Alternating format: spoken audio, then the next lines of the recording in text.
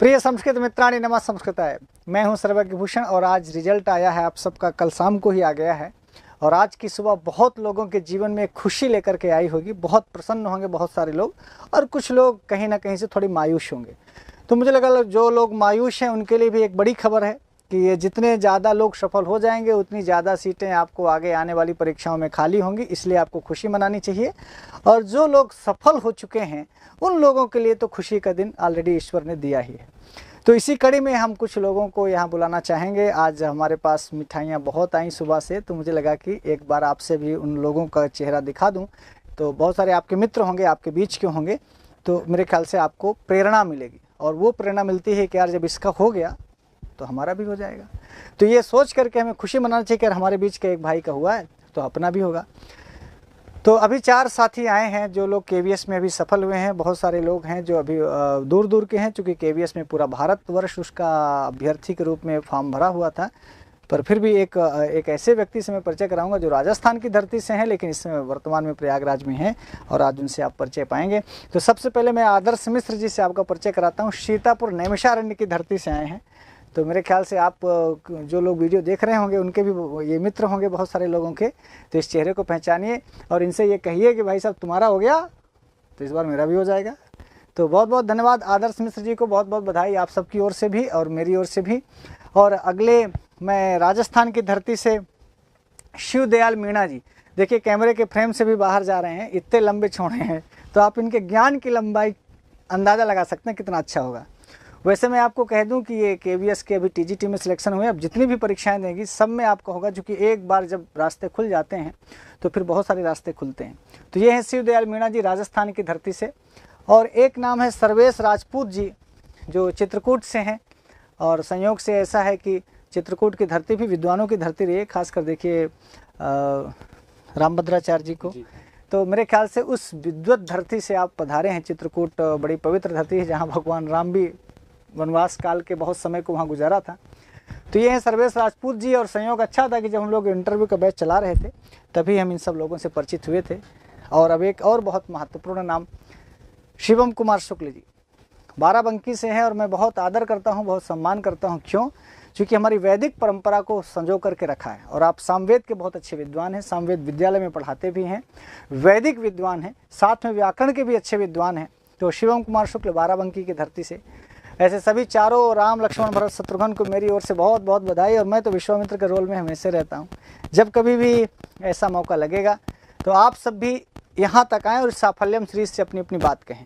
अब मैं इन सभी लोगों से ये विनम्र अनुरोध करूँगा कि थोड़ा सा आ करके आपके लिए क्या कहना चाहते हैं, विशेष रूप से उन सभी साथियों के लिए, उन अपने छोटे भाइयों के लिए या बड़े भाइयों के लिए, या अपने उस परिवार के लिए जो अभी भी संस्कृत में संघर्ष कर रहे हैं किसी रोजगार के लिए, कहीं ना कहीं शिक्षक बनने के लिए, आईएएस के लिए या पीसीएस के लिए, प्राइमरी के लिए, जूनियर के लिए, या बिहार में या राजस्थान में, एमपी में, यूपी में, जहाँ कहीं भी वैकेंसीज आती हैं संस्कृत की सेवा करने के लिए बहुत सारे लोग आतुर हैं। उन सब के लिए क्या आपकी ओर से सलाह होगी, क्या आपकी ओर से मार्गदर्शन होगा? आप सभी को मेरा नमस्कार। मैं आदर्श मिश्रा नैमिषारण्य तीर्थ के पावन क्षेत्र से सीतापुर जनपद से आता हूं। और सबसे पहले केवीएस में सिलेक्शन प्राप्त हुए सभी मित्र बंधुओं को बहुत बहुत बधाई। और जो 1 नंबर से रह भी गए हैं, कुछ नंबरों से अगर जो रह भी गए हैं, उन्हें भी आगे के लिए प्रोत्साहन मिलना चाहिए। क्योंकि मेरा भी जो इंटरव्यू के लिए कॉल लेटर था वो भी 138 पे था, 138 पे था, और ईडब्ल्यूएस की लास्ट कट ऑफ भी 138 ही थी।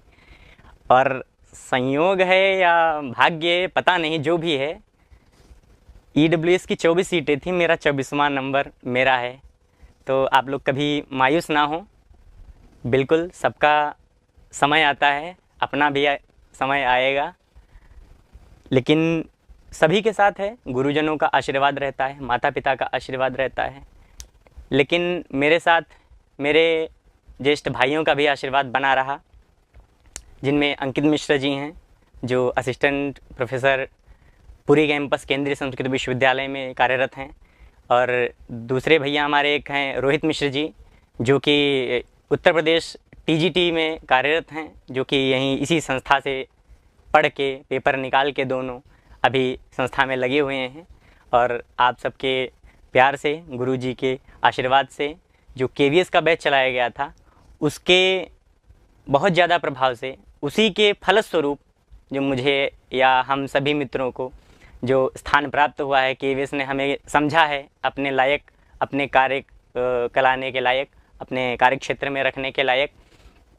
इसलिए उन गुरुजनों को भी प्रणाम है, आप सभी मित्र बंधुओं को प्रणाम है, और जो भी जिनका रह गया है अभी तक वो कृपया मायूस ना हो, क्योंकि हम सब जो सेलेक्ट हुए हैं KVS में वो बिहार और EMRS TGT प्रायः छोड़ने वाले हैं, क्योंकि KVS वाला कोई अब बिहार और उधर नहीं जाएगा। तो बधाई हो आपको, 266 सीट आपकी उधर बढ़ गई हैं, आप लोग और सिलेक्शन पा सकते हैं और आपके पास एक अच्छा, बहुत अच्छा मौका है। और एक और प्रमुख बात ये है जो तैयारी के विषय में जो अभी तक अनुभव हुआ, पिछले दिसंबर में डेट आ गई थी फॉर्म भरने की, जनवरी तक लगभग फॉर्म भरे गए थे, तुरंत फरवरी में 14 फरवरी की एग्ज़ाम की डेट भी आ गई थी। तो माइंड में एकदम अलग सा प्रकार चलता था, मैंने तो एकदम छोड़ ही दिया था कि विषय अभी मुझे इसके लिए भी तैयारी करनी है, क्योंकि उसी टाइम मैं UP TGT की भी तैयारी कर रहा था, उसकी ज़्यादा बेस्ट तैयारी चल रही थी, क्योंकि उसका मैं सिलेबस करीब 3 बार से मैं ज़्यादा मैं रिवीजन कर चुका था। KV का एक ही महीने के अंदर पेपर होना, 4 साल बाद पूरा पैटर्न चेंज होना, हालांकि संस्कृत क्षेत्र बहुत वो था कि NCERT लगाई बहुत टफ नहीं था हमारे लिए या पढ़ने के लिए, क्योंकि गुरुजी के माध्यम से पढ़ाया गया है, तो एक बार में ही एक वीडियो से ही अंतरात्मा में प्रवेश कर जाता था। लेकिन बात ये हुई कि पहले से ही तैयारी होने में, क्योंकि अदर विषय भी तैयार करने थे हमें, जो पेडागोजी वगैरह थी और इंग्लिश भी थी और जो अदर सब्जेक्ट थे उनकी भी तैयारी करनी आवश्यक थी, क्योंकि केवल संस्कृत के बेस पे तो होना असंभव ही था। तब भी एक महीने के अंदर कैसे तैयारी करेंगे, बहुत बार हमारे पास ऐसे प्रश्न खड़े होंगे, कभी भी एग्ज़ाम आप देते आएंगे, कभी भी किसी भी एग्ज़ाम की तैयारी कर रहे होंगे, बहुत सारे ऐसे प्रश्न खड़े होंगे कि ये राम 1 महीने का एग्ज़ाम है, 1 महीने में एग्ज़ाम है, हम कैसे तैयारी कर लेंगे। आप ये विचार करिए कि जब कंप्लीट सिलेबस चेंज किया गया है और जनवरी तक फॉर्म भरे जा रहे हैं, फरवरी में 14 फरवरी को पेपर हो जा रहा है, इतने टाइम में कौन तैयार कर सकता है। फिर भैया से मैंने मार्गदर्शन लिया, मैं तो फॉर्म ही नहीं भर रहा था, मैं एग्ज़ाम की तैयारी ही नहीं कर रहा था, भैया से मार्गदर्शन लिया, उन्होंने कहा कि जब सिलेबस नया है, 4 साल बाद कंप्लीट सिलेबस चेंज किया गया है, तो सबके लिए किया गया है, केवल आपके लिए नहीं किया गया है। और जब केवल हमारे लिए नहीं किया गया है तो यहाँ पे ये है कि इस रेस में फिर कौन आगे निकल सकता है। एक बार में पढ़ के महीने में एक महीने के अंदर तैयारी में सबसे आगे कौन रह सकता है, सबसे ज़्यादा विषय उसके मस्तिष्क में कौन बैठ सकता है, किसके बैठ सकता है, ये मैटर करता है। अभी जब एग्ज़ाम हॉल के आप सभी के साथ ये गुजरा होगा, बहुतों को दुख भी होगा इस विषय को लेके, क्योंकि एग्ज़ाम में जब आप एग्ज़ाम देने, पेपर देने बैठे थे तो वहाँ हमारे पैरा के क्वेश्चन आ रहे थे, फिल करने थे, नीचे से ऑप्शन ऊपर फिल करना था। मैं जब आसपास के लोगों ने कहा तो मैं सोचा हो सकता कुछ ऐसा हुआ होगा, अभी पता नहीं, मेरे में नहीं है, तो आराम से निश्चिंत होकर प्रश्न कर रहा था। फिर कुछ ही 5-10 मिनट के बाद मेरे भी प्रश्नों में वैसी समस्या दिखने लगी कि ऑप्शन नीचे दिख रहा है, ऊपर कहाँ कहाँ फिल करना है, उसको कुछ नहीं पता था। वहाँ के जो उनसे पूछा, जो उसको ऑर्गेनाइज़ कर रहे थे, उनको कुछ पता ही नहीं था। वो बोले कि हमें तो कुछ पता ही नहीं है इसमें कैसे क्या है, और KV का है, जैसा पेपर आया एग्ज़ाम, हम तो बस एग्ज़ाम कंडक्ट करवा रहे हैं। तो मैंने उनसे पूछा क्या करूँ, तो उन्होंने कहा जब अगर ये प्रश्न गलत होंगे तो सबको नंबर मिलेंगे, अगर जो सही होगा तो आपका नंबर कटेगा, मैं कुछ नहीं कर सकता। तो आप लगाना चाहें तो लगाइए, ना लगाना चाहें तो ना लगाइए। मैं क्या किया, फिर मुझे भी लगा कि जब ये तो कुछ कर ही नहीं सकते, मैं क्या करूँगा। मैंने फिर ऐसे ही करीब 5 पैरा के क्वेश्चन में ऐसे ही टिक करते आगे बढ़ते रहा। फिर जैसे 6-7वें पे पहुंचा तो मुझे लगा कि KVS इतनी बड़ी संस्था होने के बावजूद कुछ ऐसा पेपर नहीं हो सकता कि गलत पेपर बना हो। तब फिर मैं वापस से आया, फिर से मैंने ट्राई किया, चूँकि पैरा याद हो गया था पढ़ते पढ़ते एक बार गुरुजी के वाचन से, फिर कान लगा के दिन भर वाचन सुनता था, उसमें पैरा एकदम कंठस्थ हो गया था। मैं देखा पैरा पढ़ते पढ़ते कि इनमें से जो 4 वर्ण हैं वो कहाँ किस जगह पे सुटेबल बैठ रहे हैं, एक भी वर्ड कोई एक जगह पे सुटेबल हो जा रहा था, इसका अर्थ मतलब वही इसका प्रश्न सही है। ऐसे करते करते मैंने कंप्लीट पेपर किया, जिसमें मेरे 1-2 कन्फ्यूज़न के चक्कर में 1-2 क्वेश्चन उस पैरा के गलत हुए। 100 में से मेरे 96 आए थे, और लेकिन सबसे मेन ये है कि आप किसी भी शिक्षक से पढ़ रहे हैं, सर्वप्रथम आपको उस शिक्षक के प्रति श्रद्धावान रहना होगा। क्योंकि हमने देखा कि कुछ लोग, जो हमारा फर्स्ट पेपर था, पार्ट 1 था, उसकी तैयारी कर रहे थे, तो कुछ लोग क्या कर रहे थे, हिमांशी मैम से भी पढ़ रहे थे, कुछ लोग रोहित वाधवान सर से भी पढ़ रहे थे, कुछ लोग सचिन सर से भी पढ़ रहे थे, और कुछ लोग यहाँ पे जो परीक्षा गंगा के द्वारा चलाया जा रहा था उसमें भी अध्ययन कर रहे थे। जब आप सभी जगह अध्ययन करेंगे तो बहुत चीज़ें आपको भिन्न भिन्न मिल सकती हैं। ठीक है, आप किसी भी स्थान पे कुछ करिए, कोई तैयारी करिए, किसी भी टीचर से करिए, तो उसके पर श्रद्धा मानिए। यदि वो एक क्वेश्चन गलत भी आपको पढ़ा रहा है तो उसके अलावा 99 क्वेश्चन आपको सही पढ़ा रहा है, तो आप उस एक के प्रति ना पढ़ें, उस 99 को सही करने के प्रयास में रहें। और एक वो भी सही हो जाएगा, नहीं होगा तो तुक्के में हो जाएगा, नहीं तो वैसे भी साले गलत, सब गलत करते हैं सारे, इसमें ज़्यादा हो जाएगा, एक और हो जाएगा गलत, ऐसे करके। लेकिन जिसके प्रति भी आप करिए तो श्रद्धावान रहिए। जब इंटरव्यू का गुरुजी ने अनाउंस किया कि इंटरव्यू की तैयारी हम संभाषण की करा रहे हैं, आपको कुछ डेमो करवाएंगे इनका, उस टाइम हमने कुछ मित्रों से अपने बात की। उन्होंने कहा कि वहाँ जाके कुछ नहीं होना है, संभाषण में टाइम वेस्ट होगा, जितने टाइम में इंटरव्यू की कॉल आएगी उतने टाइम में हम शास्त्र तैयार कर लेंगे, शास्त्र पढ़ा देंगे जाके, इंटरव्यूअर को शास्त्र समझा देंगे जाके, तो हमारा हो जाएगा। वहाँ जाके वो नहीं होना है, हमारा 1 महीने का टाइम वेस्ट होना है, वो भी तब जब हमारा इंटरव्यू आने वाला है। बिल्कुल ऐसा नहीं है कि यहाँ आने के बाद, क्योंकि मैंने देखा, मुझे पता था संभाषण मुझे अच्छा आता था संस्कृत का, फिर भी मैं आया, मार्गदर्शन रहेगा। 1 महीने में यहाँ रुकने की कोई व्यवस्था नहीं थी, बाहर रूम लेके रहा किराए पे, खाने की व्यवस्था बाहर किया, आके बस ये था सुबह के 1.5-2 घंटे क्लास, शाम के 1.5-2 घंटे की क्लास, यही एक सार्थक कक्षा थी हमारी। उसके अलावा अपनी तैयारी के साथ जो डेमो किए गए, यहाँ पे जो गुरुजी ने डेमो कराए, हमारे 2 डेमो हुए, एक पहले हुआ एक बाद में हुआ। बहुत सुधार उसमें दिखा। पहले में लोग एक्सपर्ट आए, बाहर से आए, उन्होंने बताया ऐसे ऐसे करें। मैं शास्त्रों से ज़्यादा उनके बातों पे ध्यान दिया कि उन्होंने क्या कहा, वहाँ जाके आपको क्या करना है और क्या नहीं करना है। सर्वप्रथम आपको कॉन्फिडेंस लूज़ नहीं करना है बिल्कुल भी। और अगर हो भी जाता है, बाई चांस आपसे कुछ प्रश्न गलत होते हैं तो हो भी जाता है, तब भी आप एकदम नर्वस नहीं होने वाले हैं, क्योंकि अगर आप ऐसा करते हैं तो फिर दिक्कत हो जाएगी, फिर इंटरव्यूअर को समस्या, क्योंकि आपको नंबर देगा भी तो कहाँ से देगा, कॉन्फिडेंस है नहीं, बच्चों के सामने आप पढ़ा नहीं पाएंगे तो कैसे करेंगे। मेरे साथ भी घटना क्या हुई इंटरव्यू में, मैं जाते ही, चूँकि व्याकरण मेरी उत्तर मध्यमा में भी लिखा था, बायो में मैंने लिख रखा था, ग्रेजुएशन में भी मेरा 3 साल व्याकरण रहा, तो उनको दिखते ही लगा कि फिर तो व्याकरण का अच्छा विद्वान होना चाहिए, बल्कि हमारा ऐसा कुछ नहीं है। एमए में मेरा वेद है, उस पहले मैं वेद विभूषण हूँ, इसलिए व्याकरण में उतनी गति नहीं है। हाँ, काम चलाऊ गति है, लेकिन उतनी गति नहीं है। जब उतनी गति नहीं है तो उन्होंने प्रश्न वहीं से किए। सबसे पहले मुझसे सवर्ण संज्ञा विधायक सूत्र पूछा, जो मैंने बताया। फिर उन्होंने कहा इसका हिंदी अर्थ बताइए। जब मैं हिंदी अर्थ बताने लगा तो मैं तुल्यास्य प्रयत्नम सवर्णम का आस्य का अर्थ बताया, प्रयत्न का अर्थ भूल गया, क्योंकि नर्वसनेस थी। सूत्र बोल रहा हूँ, उसका अर्थ नहीं बता रहा हूँ। वो समझ गए कि यहाँ फंसेगा। उसके बाद थोड़ा सा वो हमें फंसाए, बोले इसको आप थोड़ा देखिएगा क्या है। मैंने कहा जी सर। उसके बाद क्या हुआ, अगला प्रश्न दिए, व्याकरण से ही था कि प्रत्याहार कितने हैं। मैंने बताया प्रत्याहार कितने हैं। उन्होंने कहा कि र प्रत्याहार कहाँ से बनता है, किन किन वर्णों से बनता है। तो र प्रत्याहार के वर्ण में ये जानता था कि र प्रत्याहार है, लेकिन कभी मैंने नहीं मतलब प्रयास किया जानने का कि र प्रत्याहार में र और ला होते हैं। वो प्रश्न मेरा गलत हुआ, ज़्यादा मैं नर्वस हो गया था। फिर वो थोड़ा सा मेंटेन किए, मेरे से थोड़ा सा बात किए, और बात करने के बाद वो फिर से मेरी जो बायोडाटा मैंने दे रखा था उसी से प्रश्न कर रहे थे। जितने भी प्रश्न थे सब उसी से प्रश्न थे। बायोडाटा से क्वेश्चन उठाए, क्योंकि मैं वेद से एमए दिखा रहा था, वेद विभूषण दिखा रहा था। तो उन्होंने मेरे मंत्र सुना, बोले कि आप वेद का कोई अच्छा सा मंत्र सुनाइए जो आप सुनाना चाहें। तो मेरे पास भी कुछ एक मौका था, तो मैंने पूछा सर क्या स्वर सहित सुनाऊँ या बिना स्वर के। तो उन्होंने प्रसन्न हो गए, क्योंकि साथ में उनके कोई एक वैदिक विद्वान ही थे।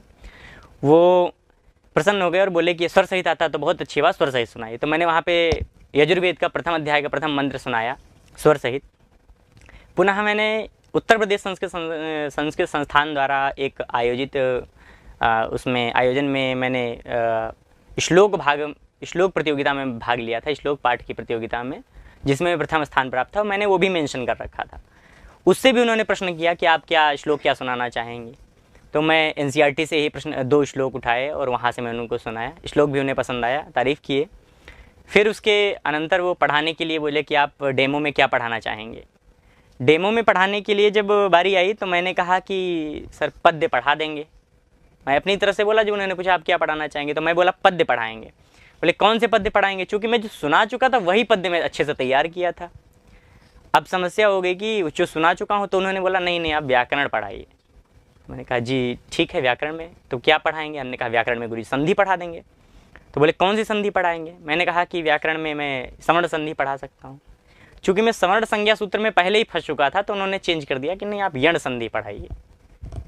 और यण संधि मैं गुरुजी के द्वारा सारी संधियाँ पढ़ा हूँ, बाबूराम सक्सेना से टीजीटी के टाइम। तो गुरुजी जिस माध्यम से लेखन शैली थी बोर्ड के ऊपर, उसी माध्यम से मैंने पढ़ा। और मैं कुछ टाइम स्कूल में भी पढ़ाया, उसमें भी मैं वही शैली अपनाता था और वहाँ भी मौका मिला मुझे।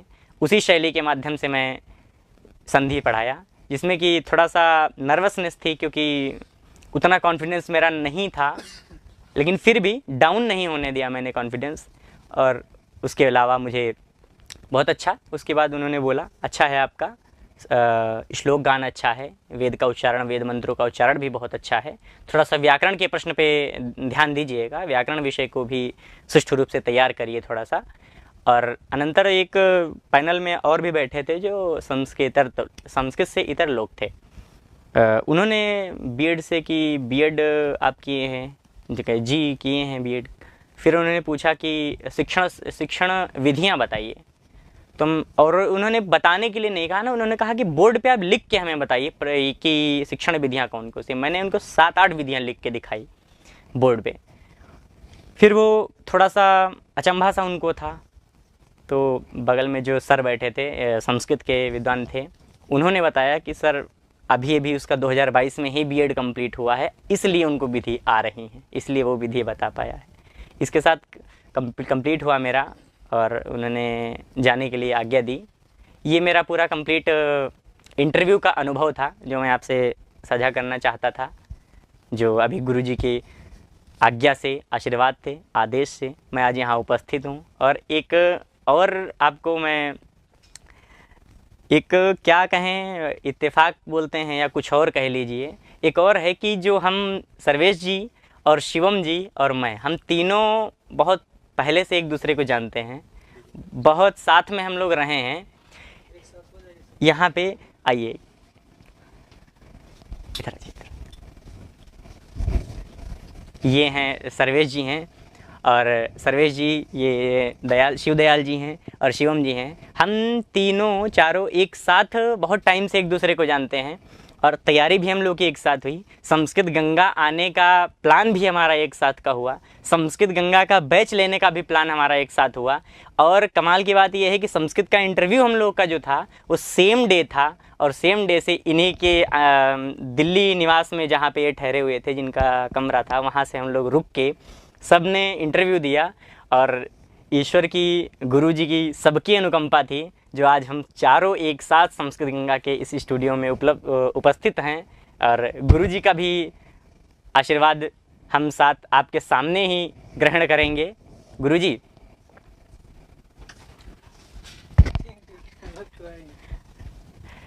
बहुत बहुत धन्यवाद।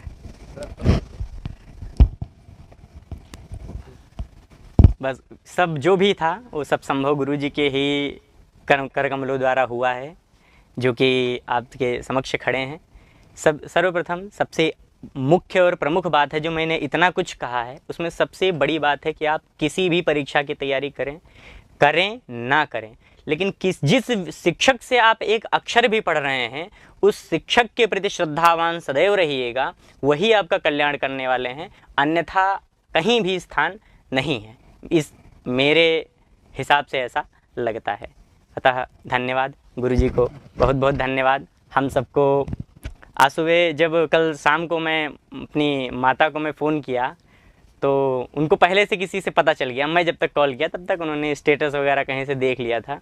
तो वो जब मैं कॉल किया तो वो रो ही रही थी और वो रो रही थी इसलिए कि इतने वर्षों बाद, क्योंकि हमारे गांव में सरकारी नौकरी नहीं थी। फिर हमारे मौसी के लड़के गांव में ही रहते हैं, वो भी यहीं से इसी संस्था से पढ़े और UPTGT में हुए।